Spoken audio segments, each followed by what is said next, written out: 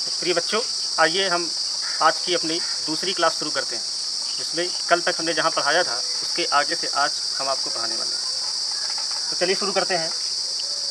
सहजई चले सकल जग स्वामी, मत मंजुबर कुंजर गामी।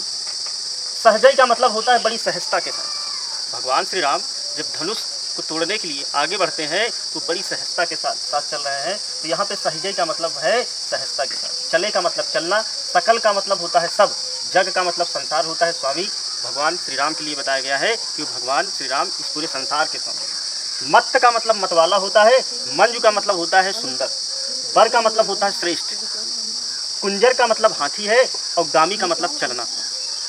तो बाबा तुलसीदास जी कहते हैं कि भगवान श्री राम जब धनुष की ओर बढ़ रहे हैं तो सहजई चले सकल जग स्वामी।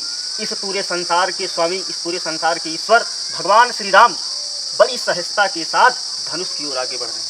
और जब वो आगे बढ़ रहे हैं तो बाबा तुलसीदास उनके बारे में बताते हैं कि जैसे मत मंज बर कुंजरगामी, जैसे कोई मतवाला सुंदर और श्रेष्ठ हाथी अपनी मतवाली चाल चल रहा है धनुष की ओर। भगवान श्री राम इस तरीके से बढ़ रहे हैं कि जैसे कोई सुंदर सा, मतवाला सा और श्रेष्ठ हाथी धनुष की ओर आगे बढ़ रहा है। चलत राम सब पुर नर नारी, पुलक पूरी तन भय सुखारी। तो भगवान श्री राम को चलते हुए देख करके, पुर का मतलब जनकपुर के नर और नारी, भगवान श्री राम को जब धनुष की ओर आगे बढ़ रहे थे तो जनकपुर के जितने भी नर और नारी थे, पुलक, पुलक का मतलब रोमांचित हो गए। पूरी तन भय सुखारी, तन से और मन से रोमांचित उठते। भगवान श्री राम को धनुष की ओर इस सहजता के साथ चलते हुए देख करके वो उनके मन और तन से रोमांचित हो उठते। बंदी पितर सुर श्रुकुत सम्हारे, जो कछु पुण्य प्रभाव हमारे। तब शिव धनु मृणाल की नाई, तो रहु राम गणेश गोसाई।